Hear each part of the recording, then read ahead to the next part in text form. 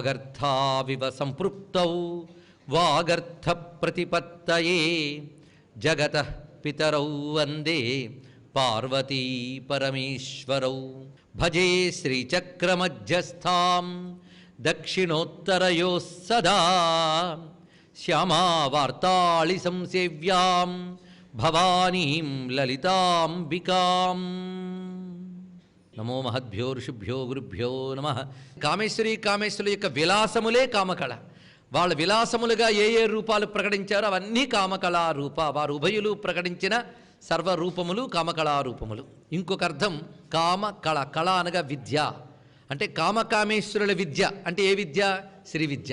అంటే కామకళారూప అంటే శ్రీ విద్యాస్వరూపిణి అనగా పంచదశి షోడశి ఇత్యాదులన్నిటికీ కూడా కామకళారూప అనే పేరు. అంటే మంత్రరూపిణి.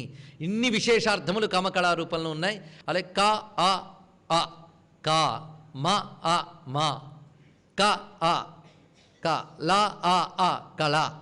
దీనిలోని విశేషం మొట్టమొదటిగా జీవబ్రహ్మైక్యం, రెండవది పృథివీ నుంచి ఆకాశం వరకు ఉన్న సమస్త తత్వములు పరబ్రహ్మమే అనే జ్ఞానం. దాంట్లో కామకళ విమర్శ అంటారు దాన్ని. అంటే దాన్ని వివేచనం చేస్తే తెలుసుకోవాల్సిందే. అంటే జీవబ్రహ్మైక్య జ్ఞానమే కామకళారూప అనగా బ్రహ్మ విద్యాస్వరూపము. అటువంటి ఆ తల్లి వింధ్యాచల నివాసిని. దీనికి కూడా అనేక అర్థములు ప్రస్తావన చేసుకున్నాం. తర్వాతి నామాల్లోకి ప్రవేశిస్తున్నాం. 337వ నామం విధాత్రి. విధాత్రి వేదజనని విష్ణుమాయా విలాసిని. ఈ వాక్యంలోని విశేషం చూడాలి. ఇదంతా కూడా వేదజనని విధాత్రి అన్నప్పుడు వేదములన్నీ ఇచ్చినవాడెవడు? విధాత బ్రహ్మదేవుడు. అందుకు ఆ బ్రహ్మరూపిణి ఈవిడియే. బ్రహ్మ నుంచి వచ్చిన వేదములు ఈ తల్లే. అందుకు బ్రహ్మగారు వేదాలు తయారు చేశారంటే బ్రహ్మ ద్వారా వేదములు ఇచ్చింది ఈ తల్లే. అందుకు విధాత్రి అన్నప్పుడు బ్రహ్మస్వరూపిణి అని ఒక అర్థం. అసలు బ్రహ్మకు మాత్రం విధాత అని పేరు ఎందుకు వచ్చింది తెలుసుకోవాలి కదా. ధాత విధాత, విధానము ఏర్పరచువాడు విధాత. ఈ ప్రపంచానికి ఒక విధానం ఉంది. సూర్యోదయం చంద్రోదయం ఒక పద్ధతి. విధానం అంటే పద్ధతి. ఈ పద్ధతులు ఎవరు ఏర్పరిచారు? మనం ఏర్పరచలేదు. ఉన్న పద్ధతులను అనుసరించి వెళ్ళిపోవడమే మనం చేసేది. అందుకే కాలరూపంలో, దేశ రూపంలో, విశ్వరూపంలో ఒక విధానం ఉన్నది. ఈ విధానము ఏర్పరిచిన తల్లి విధాత్రి. అందుకు జగద్రూప విధానము ఏర్పరిచినది. అదేవిధంగా విదధాతి ధారయతి పోషయతి వా జగత్ ఇది విధాత్రి. ఈ జగత్తుని పోషించున్నది, ధరించున్నది. ధరించుట పోషించుట అంటే భారము వహించుట అని. భారం వహించడం అంటే పోషించడమే. వాళ్ళ భారం ఈందేనండి అంటే మొయ్యడం అని కాదు కదా అర్థం, పోషించడం అని అర్థం. అలాగే సర్వ జగత్తు యొక్క పోషణ ఏ తల్లి యొక్క బాధ్యతయో ఆ తల్లి విధాత్రి. అందుకే ధాత్రి మాతా సమాఖ్యాత ధారణాచోపనీయతే. అందుకు విధాత యొక్క శక్తి విధాత్రి అని. అదేవిధంగా జగత్తునంతటి పోషించున్నది విధాత్రి. పైగా లోకంలో బరువులు మోసేవాళ్ళు చాలామంది ఉన్నట్ట. మనం ఇవాళ ఇలా నిలబడ్డామంటే దానికి కారణాలు ఎన్నో ఉన్నాయి. ఒక ఆయనకి పాపం రాత్రిపూట హఠాత్తు ఒక సందేహం వచ్చింది. ఆరు బయట పడుకున్నట్ట. లేచి పైన ఆకాశం అనే కప్పు ఉన్నదే అది కింద పడిపోతుందేమో అని భయం వేసిందట. ఎందుకంటే దానికి ఆధార స్తంభాలు ఏం కనిపించట్లేదు. ఎక్కడ పడిపోతుందని భయంతో పరిగెడుతున్నట్ట. తోవలో ఒక ఆయన ఎటు పరిగెడుతున్నావరా అంటే ఈ కప్పు లేని చోటుకి వెళ్దామని ప్రయత్నిస్తున్నాను, ఎందుకంటే ఇది పడిపోతుందేమని భయం. నీకు ఆ భయం ఎందుకు వచ్చిందంటే నాకు ఆధారం కనిపించట్లేదు అన్నట్ట. అప్పుడు నేను ఆధారాలు చెప్తున్నాను విను అని మహానుభావుడు చెప్పేట. సత్యం పలికేవారు, ధర్మం మీద నిలిచేవారు, పతివ్రతలు, జ్ఞానులు, వీళ్ళు ఈ ఆకాశానికి ఆధారం అని చెప్పేటాను ఇక్కడ. దానివల్ల నిలబడింది ఈ ప్రపంచమంతా అని. అంటే దీన్ని బట్టి మన ప్రపంచాన్ని భరిస్తున్న కొన్ని శక్తులు ఉన్నాయి. అవి ఒకటి ధర్మము. ధారణా ధర్మమిత్యాహు. ప్రపంచం ఇలా ఉందంటే ధర్మం. ఎవరి పద్ధతిని వాళ్ళు అనుసరించడం వల్లే ప్రపంచం ఇలా ఉంది. సూర్యుడు నీటిలా ప్రవర్తిద్దాం అనుకుంటే ఏమైపోతుంది ప్రపంచం? నీరు భూమిలా కదలకుండా ఉండిపోదామంటే ఏమవుతుంది? భూమి నీటిలా ప్రవహిద్దాం అనుకుంటే ఏమవుతుంది? ఇవన్నీ చూస్తూ ఉంటే ప్రతి వాళ్ళు వాళ్ళ పద్ధతుల్లో ఉండడమే ధర్మం. అలాగే ధర్మమే పట్టి నిలుపుతుంది ఈ ప్రపంచాన్ని. ఆ ధర్మరూపం అమ్మవారు. అందుకే విధాత్రి అంటే ధర్మరూపిణి. అలాగే లోకాన్ని భరించే అనేక మంది ఉన్నారట. విశేషేణ శేష దిగ్గజ భూధరాన్ సర్వభూతాన్ ధాతృన్ దధాతీతి విధాత. ఈ భూమిని భరించేటువంటి ఆదిశేషువు, దిగ్గజాలు ఇవన్నీ భూమిని భరించేవిట. వాటన్నిటి భరిస్తున్న శక్తి ఈవిడ. వాళ్ళందరికీ శక్తి ఈ తల్లి అని. ఇంకొక అర్థం విధాత అంటే కర్మణాం తత్ఫలానాంచ కర్త విధాత. జీవుల కర్మలేమిటి, వాళ్ళకి ఏ ఫలం ఇవ్వాలి అనేటువంటి ఆ ఫలప్రదాయక శక్తిని విధాత అంటారు. అందుకే మన లోకంలో ఏదైనా జరిగితే విధి విలాసం అండి అంటాం. విధి అన్నా విధాత అన్నా ఒకటే. విధి అంటే ఆయనకు కావలసిన వీడెవడో బాగులేడు వీడిని శిక్షిద్దాం అనుకుంటాడా, వీడు బాగున్నాడు వీడిని రక్షిద్దాం అనుకుంటాడా? ఆయన పని కర్మణాం తత్ఫలానాంచ కర్త. వాళ్ళ కర్మకు తగ్గ ఫలమివ్వడం ఎవరి బాధ్యతో అతడు విధాత. ఆ రూపంగా సర్వజీవులకి వారి వారి యొక్క ఫలములను ప్రసాదించే తల్లి విధాత్రి. వేద జనని, వేదముల తల్లి. కడుపు చల్లంగా వేదాళి కన్న తల్లి అంటాడు శ్రీనాథ మహాకవి. ఎందుకంటే సృష్టిలో ఏ జ్ఞానమైనా ఏ ధర్మమైనా వేదం ద్వారానే రావాలి. అందుకే వేదోఖిల ధర్మమూలం. అసలు వేదము అనే మాటకే విద్ అనే ధాతువు నుంచి వేద అనే శబ్దం వచ్చింది. జ్ఞానస్వరూపము అని. సర్వజ్ఞానములకు ఆధారం వేదం. దాన్ని అనుసరించే ఇతిహాస పురాణ ఇత్యాది శాస్త్రములన్నీ వచ్చాయి. ఈ వేదములు అపౌరుషేయములు. మిగిలిన శాస్త్రాలంటే ఎవరు రాశారో చెప్పచ్చు మనం, కానీ వేదములు అపౌరుషేయములు, మానవ సృష్టి కాదు. మరి ఎక్కడి నుంచి వచ్చాయంటే అమ్మ నుంచి వచ్చాయట. అందుకు వేద జనని, వేదములకు తల్లి అని. ఇది సాక్షాత్తుగా గాయత్రి స్వరూపమే చెప్పబడుతుంది. ఆ తల్లే లలితాదేవి. అందుకే లలితాదేవిని ఆరాధిస్తే అదే గాయత్రి ఉపాసన.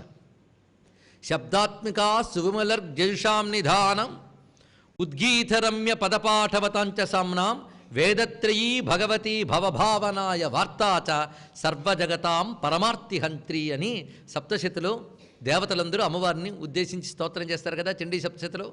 అందులో శబ్దాత్మిక, నువ్వు శబ్ద బ్రహ్మస్వరూపిణమమ్మ, నువ్వే యజుషాం నిధానం, సువిమలర్గ్యజుషాం నిధానం, నువ్వే రుక్కు యజుస్సులుగా ఉన్నటువంటి దానివి. ఉద్గీతరమ్య పదపాఠవతాంచ సామ్నాం, ఎలుగెత్తి గానము చేసే సామము నీ యొక్క స్వరూపము.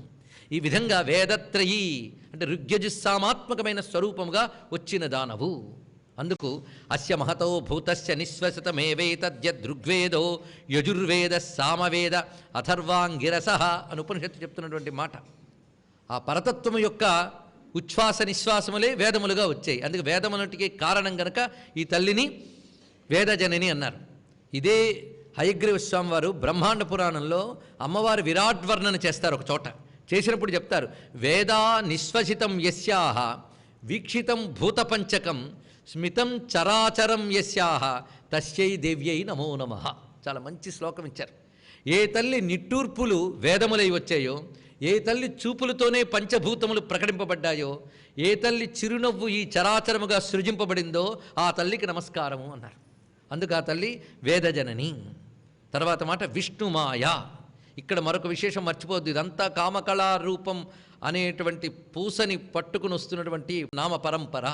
అందుకే ఈ అనబడే ఆ శక్తి యొక్క విస్తారమే వేదాది స్వరూపములు. కామకళా బీజం యొక్క స్వరూపమే సమస్త వేదములు. అందుకే కళలు అంటే విద్యలు, వేదాది విద్యలన్నీ వారి నుంచే వచ్చే ఆ కామస్వరూపమైనటువంటి పరమేశ్వరుల నుంచి. అందుకే దాని యొక్క విస్తారమే విష్ణుమాయా విలాసిని. రెండు నామాలు ఇది. విష్ణుమాయా విలాసిని అని కొందరు కలిపి చదువుతారు, కానీ రెండు విడివిడి నామాలు ఇవి. ముందు విష్ణుమాయ, అమ్మవారికి మరో పేరేంటి విష్ణుమాయ. విష్ణుమాయ అంటే విష్ణువు యొక్క మాయ అని మాత్రం అర్థం కాదు. విష్ణు అంటే వ్యాపించినది అని అర్థం. వ్యాపించి ఉన్న మాయాస్వరూపిణి. మాయ ఎక్కడుంది? ఎక్కడ లేదు, అంతటా వ్యాపించింది ఆవిడ. జగత్తంతా మాయచేతనే వ్యాపించబడి ఉన్నది. ఆ మాయ మమ మాయా దురత్యయ అన్నాడు కదా ఎవరు? విష్ణువు. అది మమ మాయ, నా యొక్క మాయ అన్నాడు కనుక విష్ణుమాయ. విష్ణువు వేరు మాయ వేరా? ఆయనే పెద్ద మాయావి. మనకు దేవీ పురాణంలో ఒక చోట శివుడు చెప్తాడు ఎవరిలో ఎవరు గొప్పవాడు అని. మాయావుల్లో గొప్పవాడు విష్ణువు అని చెప్పాడు ఆయన. గొప్ప మాయావిట ఆయన. అంటే మాయాశక్తితోనే ప్రపంచమంతా వ్యాపించున్నాడు. మాయ అంటే ఏంటో మనం చెప్పుకున్నాం మొదటి నుంచి కూడా. అనిర్వచనీయ శక్తి. ఉన్నది అని అనలేం, లేదని తోసిపుచ్చలేంట. అదే శంకర భగవత్పాల్ వారు చెప్తారు, అలాంటి మాయాశక్తి. అందుకే విచిత్ర కార్యకరి అనిర్వచనీయ అని. అటువంటి అనిర్వచనీయ అయినటువంటి శక్తి దైవీ ఏషా గుణమయీ మమ మాయా దురత్యయ. అందుకే పరమాత్మ యొక్క త్రిగుణాత్మికమైన మాయాశక్తి అమ్మవారు. అది విశ్వమంతా వ్యాపించింది కనుక విష్ణుమాయా. అందుకే యాదేవి సర్వభూతేషు విష్ణుమాయేతి శబ్దిత అని అంటున్నాం కదా. అక్కడ కూడా విష్ణుమాయేతి శబ్దిత, విష్ణుమాయగా వ్యాపించి ఉన్న తల్లి అని. విష్ణుమాయ విలాసిని. ఆ శక్తి మాయతో చేసేదే విలాసము. విలాసని అనే మాట చాలా అద్భుతమైన అర్థములు ఉన్నాయి. ఇది ఒక చాలా లోతైనటువంటి మాట. విలాసం అనే దానికి తాను చేసేటువంటి ప్రకటనము అని అర్థం. ఇది నాట్యశాస్త్ర శబ్దం. ఇది విలాసిని, విలాసము, ఇది నాట్యశాస్త్రంలో వాడి శబ్దం.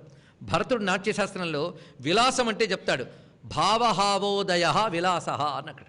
భావహావం, దీన్ని మన హావభావాలు అంటాం.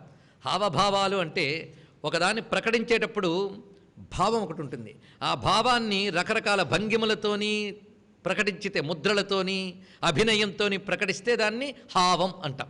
హావం భావం ఈ రెండు. అలాగే నాట్యశాస్త్రంలో హావభావాలు ఉన్నాయట. అమ్మవారు ఆ విధంగా ఈ జగద్రూపంగా హావం భావం ప్రకటిస్తున్నారు. ఆ మాయకి దీనికి సరిగ్గా సరిపోతుందండి. ఎందుకంటే నాట్యశాస్త్రంలో ఒక నర్తకి హావభావాలు ప్రకటించినప్పుడు ఆ నర్తకి అసలు స్వరూపం వేరు, ప్రకటిస్తున్న హావభావాలు అక్కడున్న వృత్తాంతాన్ని ఆధారం చేసుకుంటాయి. అంటే అవి ఆవిడివి కావు, ఒక భావాన్ని తాను అభినయిస్తుంది. అలాగే మాయ అంటేనే పరమాత్మ యొక్క అభినయం. నర్తకుని భంగి పెక్కగు మూర్తులలో ఎవ్వడాడు మునులున్ దివిజుల్ కీర్తింపనేరెవ్వరి వర్తనము అని గజేంద్రుడు చెప్పినట్లుగా ఆ శక్తి విష్ణుమాయ రకరకాల హావభావాలుగా ఈ జగత్తంతా ప్రకటింపబడుతూ ఉన్నది. ఈ జగత్తులో ప్రకటింపబడుతున్న భావము హావము, ప్రతిదీ భావము మనకు భావం కలుగుతుంది, దాన్ని మనం ప్రకటిస్తాం. అలా సృష్టిలో అన్నీ ప్రకటిస్తాయి. ఒక జంతువు కూడా తన కోపాన్ని, తన ఆనందాన్ని ప్రకటిస్తుంది సృష్టిలో. అలాగే ప్రకృతిలో చెట్లు వదిలేనివి కూడా ఆయా కాలాల్లో వాటి యొక్క తత్వాన్ని ప్రకటిస్తూ ఉంటాయి. ఈ ప్రకటింపబడేటటువంటి శక్తి అంతా కూడా అమ్మవారే.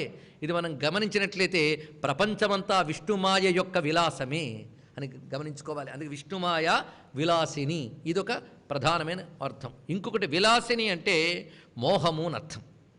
ఆ మోహిని స్వరూపాన్ని విలాసిని అంటారు. అశేష జన మోహినీం కదా అమ్మవారు. ఆ మోహిని శక్తి ఆవిడ. విష్ణుమాయే మోహిని కాగలదు, అందుకే విష్ణు మోహిని అయ్యాడు, అవునా కదా, జగన్మోహిని. అందుకే విష్ణుమాయ విలాసిని ఆ మోహిని. ఈ మోహిని శక్తి గురించి ఒక అద్భుతమైన విషయం చెప్తున్నారు. ఈ మోహిని శక్తి ఎక్కడుంది? ప్రకటింపబడేటటువంటి శక్తి అంతా కూడా అమ్మవారే. ఇది మనం గమనించినట్లయితే ప్రపంచమంతా విష్ణుమాయ యొక్క విలాసమే అని గమనించుకోవాలి. అందుకే విష్ణుమాయ విలాసిని ఇదొక ప్రధానమైన అర్థం. ఇంకొకటి విలాసిని అంటే మోహము అని అర్థం. ఆ మోహిని స్వరూపాన్ని విలాసిని అంటారు. అశేష జన మోహినీం కదా అమ్మవారు. ఆ మోహిని శక్తి ఆవిడ. విష్ణుమాయే మోహిని కాగలదు, అందుకే విష్ణు మోహిని అయ్యాడు, అవునా కదా, జగన్మోహిని. అందుకే విష్ణుమాయ విలాసిని ఆ మోహిని. ఈ మోహిని శక్తి గురించి ఒక అద్భుతమైన విషయం చెప్తున్నారు. ఈ మోహిని శక్తి ఎక్కడుంది? ఎక్కడ లేదు. మళ్ళీ అదే ప్రశ్న. మోహిని శక్తి ఎక్కడుంటుంది చూడండి. ముఖ్యంగా ఆధ్యాత్మిక సాధన చేసే వాళ్ళ దగ్గరికి చాలా చక్కగా వస్తూ ఉంటుంది. ఈవిడ మోహ పెడుతుంటుందట, దాన్ని దాటుకుంటూ వెళుతూ ఉండాలి. అనేక విషయాలు చెప్తారు. అందుకే శ్రీ విద్యలు ఉన్నప్పుడు కొన్ని మంత్రశాస్త్రములు చేసేటప్పుట రకరకాల సౌందర్య రూపములు వ్యక్తమవుతూ ఉంటాయట. అవి ఒక్కొక్కప్పుడు సూక్ష్మ ప్రపంచంలోనే దర్శనమిస్తూ ఉంటాయి. ఒక మంత్రానికి సరిగ్గా ప్రక్రియ చెప్తాడు. ఆ ప్రక్రియ చేసేటప్పటికల్లా కొన్ని అప్సరకాంతలు దర్శనమిస్తారట. ఆ సౌందర్యం దర్శనమిచ్చినప్పుడు కూడా మాతృభావంతో చూసి నమస్కరించగలిగితే నువ్వు బాగుపడ్డావు, పైకి వెళ్ళని పంపిస్తుందిట, లేకపోతే కింద పడతారు. అందుకే మనం చాలామంది సాధకులను చూస్తూ ఉంటాం. ఇవే పురాణాల్లో మన మేనక రావడం ఇవన్నీ చూస్తూ ఉంటాం. అలాగని మేనక కోసం తపస్సు చేయడం కాదు కదా, అప్పుడు ఏదీ రాదు. తపస్సు చేస్తూ ఉంటే వచ్చిన శక్తి వేరు. ఇది ఊరికిన పురాణ కథలు చెప్తున్న విషయం ఏంటి గమనించుకోవాలి. సాధకుడైన వాడికి రకరకాల వ్యామోహాలు ఎదురవుతూ ఉంటాయి. ఒక్కొక్కప్పుడు అదే సిద్ధేమో అని వస్తూ ఉంటుందట. అందుకే హనుమస్వామి వెళ్ళేటప్పుడు అన్వేషణలో మందోదరుని చూడగానే సీత ఏమో అనుకుంటాట. తర్వాత వెంటనే మహాయోగి గనక సీత కాదని నిర్ణయించుకున్నట్ట. అక్కడ ఒకరు వ్యాఖ్యానిస్తూ ఒక యోగశాస్త్రవేత్త అద్భుతమైన వ్యాఖ్యానం అందించాడు.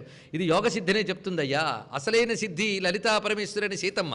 ఆవిడ దర్శనానికి వెళ్తూ ఉంటే ఇదే సిద్ధేమో అని భ్రాంతి కలిగిందిట, కానీ యోగి అయిన వాడు దాటి వెళ్ళేట. అదేవిధంగా మనకి ఆ విలాసిని అనేటువంటిది ఆపుతూ ఉంటుందట. ముఖ్యంగా కుండలిని శక్తి గమనంలో కూడా కొన్ని చక్రాలు దాటి వెళ్ళగలరు, కానీ బ్రహ్మరంధ్రం దగ్గరికి వెళ్ళడం మహా కష్టంట. అక్కడ అడ్డుకునే శక్తి ద్వారం సా మోక్ష మార్గస్య రోధయిత్వా వ్యవస్థిత అన్నారు. ఇక్కడ ద్వారం సా మోక్ష మార్గస్య రోధయిత్వా, సరిగ్గా ఇంకా మోక్షంలో గడిపోతున్నామంటే ఆ ద్వారం దగ్గర అడ్డుకుని ఒక శక్తి ఉంటుంది రండి, ఆ శక్తి పేరు విలాసిని అన్నాడు ఇక్కడ. అది విలాసిని శక్తి అనగా సిద్ధికి అవరోధము కలిగించే శక్తి, అది కూడా ఆవిడే. సిద్ధి ఆవిడే, సిద్ధికి అవరోధము ఆవిడే. ఇది జాగ్రత్తగా తెలుసుకోవాలి. ఎందుకంటే ఒక కాలేజ్ ఉంటుంది, బాగా చదివిస్తుంది, చదివిన తర్వాత పరీక్షలు పెడుతుంది, పరీక్షలు పెట్టిన తర్వాత కొందరిని తీసేస్తుంది. ఎందుకంటే సర్టిఫికేట్ ఇవ్వడం అనే సిద్ధికి పరీక్ష అనే ఒక అవరోధం పెట్టారా లేదా? ఎందుకు పెట్టారు? ఫిల్టరేషన్. వాడు నిజమైన యోగ్యుడు అవునో కాదా గమనించుకోవాలి, తీర్చిదిద్దాలి. అందరికీ మోక్ష మార్గంలో ప్రవేశం ఉంటుందా? అందుకే ఎవరికయ్యా పరీక్షలు పెడతారు అంటే సాధన చేసే వాళ్ళకి పరీక్షలు, చదువుకునేవాడికి కదా పరీక్షలు. కొందరు అంటూ ఉంటారు, ఎందుకు స్వామి ఇన్ని పరీక్షలు పెట్టావు అని. పరీక్షలు పెట్టడానికైనా అర్హత ఉంటే అదృష్టమే మనకి, దానికంటూ కొంత అర్హత ఉండాలి. అలాగా సరిగ్గా బ్రహ్మరంధ్ర స్థానం దగ్గరికి వచ్చేటప్పుడు ఒక పొరలా అడ్డుతుంది రండి ఆవిడ సహస్రార ప్రవేశానికి. ఆ శక్తి విలాసిని. ముందే ఆ విలాసిని శక్తికి నమస్కారం చేసుకోగలిగితే అక్కడ వివేకం ఉదయిస్తుందిట. వివేకం ఉదయించి అప్పుడు ఆ తల్లి పక్కకు తొలగి ఇంక వెళ్ళని చెప్తుంది. ఆ తల్లే ఆపేది, ఆ తల్లే లోపలికి పంపేది కూడా. ఆపేది పంపేది రెండూ ఆ శక్తి అని. అందుకు ఈ తల్లికి విలాసిని శక్తి కష్టతరాధిగమ్య అన్నారు. కష్టతర అధిగమ్య, దీన్ని దాటడం మహాకష్టంట. అందుకు దాన్ని దాటగలిగించే శక్తి ఆవిడ, దాటడానికి అడ్డుకునే శక్తి ఆ తల్లే. అందుకు విలాసిని మోహిని శక్తి. ఇదే మనకి జ్ఞానినాపి చేతాంసి దేవి భగవతి హిస్సా బలాదాకృష్య మోహాయ మహామాయ ప్రయచ్చతి. ఆ మహామాయ ఇక్కడ విలాసిని, రెండు ఒకటే అని చెప్తున్నాడు. మనకి స్వచ్ఛంద తంత్రము అనే గ్రంథంలో అమ్మవారు 3 శక్తులుగా అనుగ్రహిస్తూ ఉంటుందట. ఒకటి నిత్య, 2 విలాసిని, 3 దోగ్ధ్రి. 3 శక్తులు ఇవి. దోగ్ధ్రి, దోగ్ధ్రి అంటే దుగ్ధ అంటే పితకడం అండి. దోగ్ధ్రి అంటే పిదికి ఇచ్చేది అని, పొదుగులో పాలు ఉన్నాయి పితకాలి, అది దోగ్ధ్రి. నిత్య, విలాసిని, దోగ్ధ్రి, ఈ 3 శక్తులు అమ్మవారివి. నిత్య అంటే ఎప్పుడు ఉండే తల్లి పరాశక్తి. విలాసిని అంటే ఇందాక చెప్పినట్టు అడ్డుకుంటుందిట. ఆ సాధకుడు యోగ్యుడైతే దోగ్ధ్రి, ఆవిడ పితికి ఇస్తుంది ఆ పరతత్వాన్ని. పితికి ఇవ్వడం అంటే సహస్రార కమలంలో ఉన్న అమృతం అందించే శక్తి దోగ్ధ్రి, అందుకోకుండా ఆపే శక్తి విలాసిని. రెండూ ఒకరే, నిత్యయే. అందుకే నిత్య, విలాసిని, దోగ్ధ్రి అనే 3 శక్తులు ఇక్కడ చెప్తున్నారు. అందుకే అమ్మా నువ్వే విలాసినివే అని తెలుసుకుంటే పోల్చేవరో నాన్న అంటుందిట. ఇదొక విశేషమైనటువంటి అంశం ఇది. అందుకే ఈ శక్తిని అధిగమించడం మహాకష్టం. లలితా సహస్రనామం జాగ్రత్తగా చదివి ఈ నామం దగ్గర అమ్మా నన్ను మోహంలో పడనీయకు తల్లి, నాకంత శక్తి లేదు అని పాదాలు పట్టుకోగలిగితే అప్పుడు ఆ పిల్లవాడిని ఆవిడ తప్పకుండా అనుగ్రహిస్తుంది. అందుకే విష్ణుమాయా విలాసిని అని నమస్కారం చేసుకుని క్షేత్రస్వరూప క్షేత్రేసి క్షేత్రజ్ఞపాలిని క్షయ వృద్ధి వినిర్ముక్త క్షేత్రపాల సమర్చిత. ఇది క్షకారంతో వస్తున్న నామాలు. క్షేత్రస్వరూప క్షేత్రేసి, ఇది కూడా చాలా విశేషమైన మాటలు. అమ్మ క్షేత్రముల రూపముతో ఉన్నది, క్షేత్రములకు ఈశ్వరిగా ఉన్నది, రెండు ఆవిడే. సాధారణంగా క్షేత్రం వేరు, నియామకులు వేరు ఉంటారు. అందుకు ఒక్కొక్కప్పుడు ఒకే క్షేత్రానికి 10-15 మంది నియామకులు వస్తూ ఉంటారు, అవునా లేదా? ఇవాళ ఈ క్షేత్రానికి వీడు ఈశ్వరుడు అంటే మరికొన్నాళ్ళకి వాడిపోయి మరొకడు వస్తూ ఉంటాడు. అందుకు క్షేత్రస్వరూప క్షేత్రేసి అంటే క్షేత్రం వేరు, క్షేత్రేశ్వరుడు అయితే ఇదే ప్రమాదం అండి. కానీ చిత్రం ఏంటంటే ఈవిడే క్షేత్రస్వరూప, ఈవిడే క్షేత్రేసి. క్షేత్రము ఈవిడే, క్షేత్రేశ్వరి ఈవిడే. ఇది గొప్ప భావం. దీనికి అనేక అర్థాలు ఉన్నాయి. ముందు మామూలు అర్థాలే తెలుసుకుందాం. క్షేత్రములన్నీ తల్లి రూపములే, ఇది ముందు తెలుసుకోవాలి. క్షేత్రం అంటే అర్థం ఏంటి? లోకంలో పుణ్యక్షేత్రములు అని చెప్తుంటాం. అంటే దేవతాశక్తి ఎక్కడ కేంద్రీకృతమైందో అది క్షేత్రం, అంతే కదా. ఎక్కడ భగవచ్శక్తి ఉందో అది క్షేత్రం. ముందు అది తెలుసుకుందాం. కానీ క్షేత్రాలంటే మనం లిస్టు వెతుక్కుంటూ ఉంటాం. ఇప్పుడు భగవచ్శక్తి లేని చోటు చూపిస్తే అప్పుడు ఉన్న చోటు గురించి ఆలోచిద్దాం. ఎక్కడుంది భగవచ్శక్తి? అంతటా ఉంది కదా. అనిపించింది ఎప్పుడైనా ఊరికిన కబుర్లు కానీ అంతటా ఉందని అలవాటైపోయింది మన శాస్త్రాలు చదివి. కానీ అంతటా భగవచ్శక్తి ఉందని అనిపిస్తోంది. అనిపిస్తే చాలా సంతోషం. అదే భారతీయ సంస్కృతి గొప్పతనం అండి. ఒక మహానుభావుడు చెప్పాడు, భారతదేశంలో మట్టి పిసుక్కురామని అడిగినా భగవంతుడు ఎక్కడున్నాడంటే అంతటా ఉన్నాడని చెప్తాడు. అది అదృష్టం అన్నాడు. ఇక్కడ అంత అద్భుతంగా అందించేశారు. ముందు పొందడం తర్వాత. భారతీయుడి దృష్టిలో సర్వత్రా ఉన్నాడు పరమేశ్వరుడు. ముందు ఆ భావం ఉంది, సంతోషం. సర్వత్రా చూడడం ఎలాగో తర్వాత. అందుకే సర్వత్రా చూడడం కోసం ఒక సాధన అంటూ చేయాలి గనక క్షేత్రస్వరూప. అందుకే క్షేత్రరూపీ మహేశ్వర అని శివపురాణంలో ఒక మాట ఉన్నది. క్షేత్రములు ఈశ్వర రూపములట. భగవంతుడు మనల్ని అనుగ్రహించడం కోసం ఈ మానవుల్ని 2 రూపాలతో అనుగ్రహించేట. క్షేత్ర రూప, కాల రూపములు. చూడండి, అంటే క్షేత్రాల్లో పుణ్యక్షేత్రములు, కాలాల్లో పుణ్యకాలాలు. ఈ 2 ఎందుకు ఇచ్చాడంటే మనం తరించడం కోసం పెట్టేట. అది తెలుసుకోవాల్సింది. పుణ్యకాలాలు అంటే బ్రాహ్మీ ముహూర్తం, సంధ్యా సమయములు, అలాగే ఒక పూర్ణిమ, ఒక అమావాస్య, ఒక శివరాత్రి, ఒక ఏకాదశి, ఇవన్నీ అన్ని కాలాలే రోజు ఒకేలా కనబడుతున్నాయి. కానీ ఈ కాలములు ఏమిటి? కాలముల్లో పుణ్యమైనవి అలాంటివి. అలాగే దేశాల్లో పుణ్యమైన ఉంటాయి. దేశము, కాలము, టైమ్ అండ్ స్పేస్. టైములో ఉన్నటువంటి పుణ్యం మనకి ఇచ్చాడు, ఎందుకంటే మనం కాలబద్ధులం కనుక. కాలంలో గొప్పతనం చూపిస్తున్నాను, అది పట్టుకుని తరించిపోండయ్యా అన్నాడు. అలాగే దేశంలో గొప్పతనం చూపిస్తాట. దేశాల్లో గొప్పతనం అంటే క్షేత్రములు. భగవచ్శక్తి ఎక్కడ కేంద్రీకృతమై ఉంటుందో అది క్షేత్రం. కేంద్రీకృతం అన్నాను, ఎక్కడ ఉంటుందో అనలేదు, మాట మార్చాం. అంతటా ఉంది కానీ ఒక చోట కేంద్రీకృతమైంది. సూర్యకాంత్ అంతటా ఉన్నా భూతద్దం పెడితే కేంద్రీకృతం అవుతుంది అక్కడికి. అదేవిధంగా భగవచ్శక్తి కేంద్రీకృతం అవుతుంది అక్కడ. ఆ కేంద్రీకృతం కావడానికి 2 ఉంటాయట. ఒకటి మహర్షులు తపస్సును ఆచరించి భగవత్ శక్తిని అక్కడ వాళ్ళ తపస్సుతో కేంద్రీకృతం చేస్తారట. అప్పుడు భగవంతుడు సంతోషించి వాళ్ళ తపస్సుకు ఫలితంగా అక్కడ ఉండిపోతాడు. అందుకు మనం దేవతల కంటే ముందు ఋషులకు నమస్కారం చేసుకోవాలి, భక్తులకు నమస్కరించాలి. వాళ్ళు దింపారు భగవంతుడిని ఒక్కొక్క చోట. ఆ దింపడం చేత దిగాడు ఆయన. వాళ్ళ తపస్సు కేంద్రీకృతమైంది. వాళ్ళ తపస్సు వల్ల వచ్చిన భగవంతుడు అక్కడ కేంద్రీకృతమై ఉన్నాడు కనుక క్షేత్రాలకి శక్తి ఎక్కువ ఉంటుంది అని చెప్తారు. అలాంటి క్షేత్రముల యందు భగవచ్ఛక్తి కేంద్రీకృతమైంది కనుక శక్తి కేంద్రీకృతమైనవే క్షేత్రములు. కనుక క్షేత్రస్వరూపం ఎవరు? అమ్మవారే క్షేత్రస్వరూప. మరి ఆ క్షేత్రాన్ని కంట్రోల్ చేసి నియమించేది ఎవరు? క్షేత్రేసి, ఆవిడే. క్షేత్రము ఆవిడే. క్షేత్రాన్ని నియమించి పాలించేది ఆ తల్లి అని వివరిస్తున్నారు ఇక్కడ. ఇప్పుడు మనం మళ్ళీ క్షేత్రజ్ఞ పాలన అయ్యాక మళ్ళీ అన్నీ కలుపుకుని చెప్పుకుందాం. క్షేత్ర స్వరూప క్షేత్రేషి క్షేత్రజ్ఞ పాలిని క్షయవృద్ధి వినిర్ముక్త క్షేత్రపాల సమర్చిత. క్షేత్రజ్ఞ పాలిని. ఇప్పటి వరకు క్షేత్రేషి అన్నదానికి లౌకికంగా క్షేత్రములంటే అర్థం చెప్పుకున్నాం. మళ్ళీ క్షేత్రజ్ఞ అని మాట చెప్పాడు. ఇది భగవద్గీతలో క్షేత్రజ్ఞ విభాగ యోగం అంతా ఇక్కడుంది మనకి. అందుకే బ్రహ్మ విద్యే కదా, బ్రహ్మ విద్య భగవద్గీత కదా, అదంతా ఇందులో మనకు కనబడుతుంది. అందుకే గీతలో మనకు కనబడుతున్న గొప్ప మాట, ఇదం శరీరం కౌంతేయ క్షేత్రమిత్యభిధీయతే ఏతద్యో వేత్తితం ప్రాహు క్షేత్రజ్ఞ ఇది తద్విదు. అంతేకాదు, క్షేత్రజ్ఞం చాపి మాం విద్ధి సర్వక్షేత్రేషు భారత. 2 మాటలు చెప్తున్నాడు ఇక్కడ. ఈ శరీరమే క్షేత్రము. పరమాత్మ చాలా స్పష్టంగా చెప్తున్నాడు. ఏమీ కన్ఫ్యూజన్ లేదు ఇక్కడ. కన్ఫ్యూజన్ ఎప్పుడు వస్తుందంటే నాకు అక్కర్లేదన్నప్పుడు వస్తుంది, నాకు కావాలన్నప్పుడు ఓపెన్ అయిపోతుంది. అందుకే ఇదం శరీరం కౌంతేయ క్షేత్రమిత్యభిధీయతే. ఈ శరీరమే క్షేత్రమయ్యా అన్నాడు. ఫీల్డ్ అంతే కదా. ఫీల్డ్, క్షేత్రం అంటే పొలము, అది కూడా ఒక అర్థం. ఫీల్డ్ ఎక్కడ పంటలు పండించుకోగలమో అది క్షేత్రం. మన కర్మ పంటలు పండించుకుని అనుభవించే శరీరమే క్షేత్రం. ఇప్పుడు తెలిసింది కదా, ఇదివరకు కర్మలన్నీ పండించుకుని దీనిలోనే అనుభవిస్తున్నాం సుఖదుఖ రూపాలతో. ఇప్పుడు చెప్పండి, ఇది క్షేత్రమే కదా. ఇందులో పండించుకుని అనుభవించేవాడు ఒకడు ఉన్నాడా లేదా? మాటికి పాదం నుంచి శిరస్సు వరకు నేను చూసా, నేను విన్నా, నేను తిన్నా అని చూసింది ఒకటైతే, నడిచింది ఒకటైతే, చూశాను నడిచానని నేను గడుతూ లింక్ పెడుతున్నవాడు కూడా ఉన్నాడు. ఈ శరీరానికి అంతటికీ వాడు, ఈ శరీరాన్ని తెలుసుకుంటున్నవాడు వాడు, ఈ శరీరం నేను అనుకుంటున్నవాడు వాడిని క్షేత్రజ్ఞ అన్నారు ఇక్కడ. అందుకే శరీరము క్షేత్రము, దీనిలో తెలుసుకుంటున్న ప్రజ్ఞారూపంగా ఎవడున్నాడో వాడు క్షేత్రజ్ఞుడు. ఇప్పుడు 2 చూద్దాం. ఇప్పుడు క్షేత్రస్వరూప క్షేత్రేషి రండి. ఇప్పుడు అసలు దానికి క్షేత్రము ఆవిడే, క్షేత్రేషి ఆవిడే. ఎందుకంటే మన క్షేత్రానికి మనమే ఈశ్వరులు. ఇదివరకు కర్మల ఫలంగా మనకి ఇవన్నీ వచ్చాయి. క్షేత్రజ్ఞుడు, క్షేత్రేషి, క్షేత్ర 3 శబ్దములు వచ్చాయి మనకి ఇక్కడ. ఇప్పుడు ఈ క్షేత్రంలో ఉన్నటువంటి నేను అనబడేటటువంటి చైతన్యము, క్షేత్రము రెండింటి పరిశీలన చేద్దాం. ఇందులో ఏ ఒక్కటైనా ఈ క్షేత్రంలో నేను తయారు చేసుకున్నానా? ఎవరికి వాడు ఆలోచించుకోవచ్చు. నేను తయారు చేసుకున్నాను లేదు కదా. పాదముల నుంచి శిరస్సు వరకు శక్తి ఎవరు అడిగితే మళ్ళీ ధ్రువుడి దగ్గరికి వెళ్ళాలి. యొంత ప్రవిశ్య మమవాచమిమాం ప్రసుప్తాం సంజీవయత్యకల శక్తిధర స్వధామ్న అన్యాంశ్చ హస్తచరణ శ్రవణత్వగాదీన్ ప్రాణాన్ నమో భగవతే పురుషాయ తుభ్యం. భాగవతంలో ధ్రువుడు విష్ణువుని చూసిన వెంటనే చెప్పినటువంటి మాట ఏమని?